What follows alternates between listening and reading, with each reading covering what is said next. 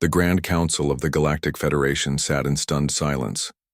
The holographic display before them showed the utter devastation of their most advanced battle fleet, now nothing more than scattered debris across the Orion sector. Admiral Thax, commander of what remained of the Federation's military forces, cleared his throat nervously. "It has been confirmed," he said, his voice barely audible. "The humans destroyed 17 dreadnoughts, 32 cruisers, and over 200 support vessels in less than 6 hours." High Chancellor Vorn leaned forward, his scaled face contorted with disbelief. "Impossible. Their technology was decades behind ours when we first encountered them." "That was before," Admiral Thax replied grimly. "Before we pushed them. Before we tried to restrict their expansion.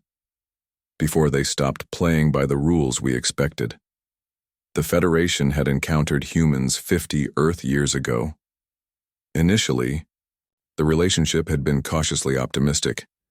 Humans were welcomed as a curiosity, primitive but clever, with a knack for adaptation that amused the elder races. The Federation had imposed the standard restrictions on emerging species, limited colonization rights, technology transfer controls, and trade regulations designed to keep newcomers in their place for a century or two. Most species accepted these limitations with humble gratitude. Humans did not. "The attack was launched from what we believed was a civilian research station," continued Thax, bringing up new imagery. "Our intelligence suggested it housed nothing more dangerous than weather monitoring equipment." The display showed a massive structure that had unfolded like an enormous mechanical flower, revealing weapon systems that defied Federation understanding. "They call it the Prometheus Protocol," said Lena, the Federation's chief xenoanthropologist. Unlike most council members, she had spent time among humans, studied their history, learned their languages. In their mythology, Prometheus stole fire from the gods and gave it to humans. "And now they bring fire to us," muttered Vorn. "We don't understand how they advanced so quickly," Thax admitted. "Their propulsion systems are unlike anything we've seen.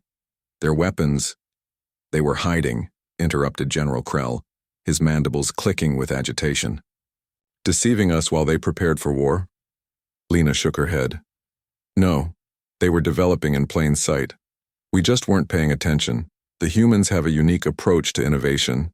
They don't advance in a linear fashion like most species. They leap forward in bursts, especially when threatened." The council chamber erupted in arguments. Some demanded immediate retaliation with planet-killer weapons. Others called for a full retreat from human space. A few suggested diplomatic solutions, though without much conviction. Vorn silenced them with a gesture. "What do they want? Have they made demands?" "Yes," said Lena, activating her datapad. "They transmitted this message on all Federation frequencies. After the battle, a human face appeared on the main display, a middle-aged man with gray at his temples wearing a simple blue uniform with minimal insignia.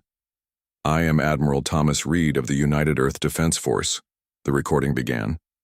"For 50 years we attempted to join your community as equals. We accepted limitations we found unreasonable. We watched as you harvested resources from systems we had rightful claims to. We observed as you armed our regional rivals while denying us the same technologies." Reed's expression remained neutral, but his eyes burned with intensity. "We studied your politics, your technology, your weaknesses. We learned and we adapted. What you witnessed today was not our full capability, merely a demonstration. We do not seek war or conquest. We seek respect and equal standing."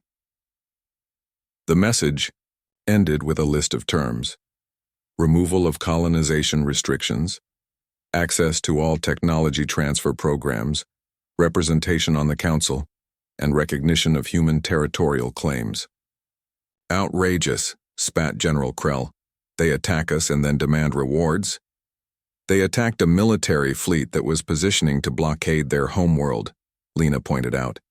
"Let's not pretend we were innocent here." Vorn turned to the Federation's strategic AI.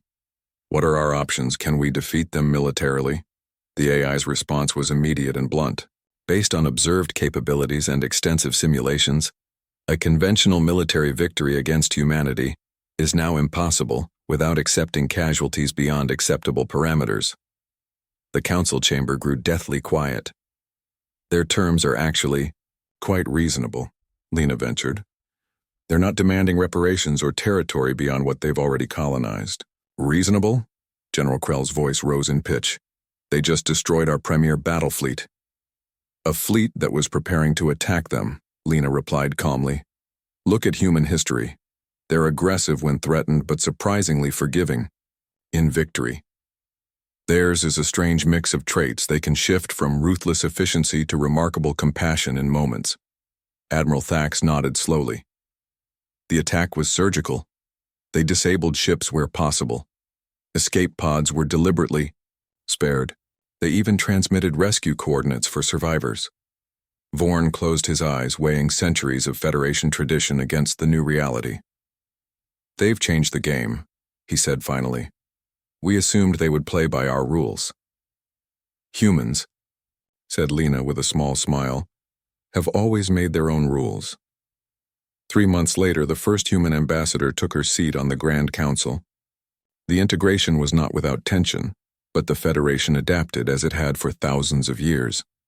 And gradually, the elder races came to understand what humans had known all along. True strength lies not in rigid hierarchy, but in mutual respect.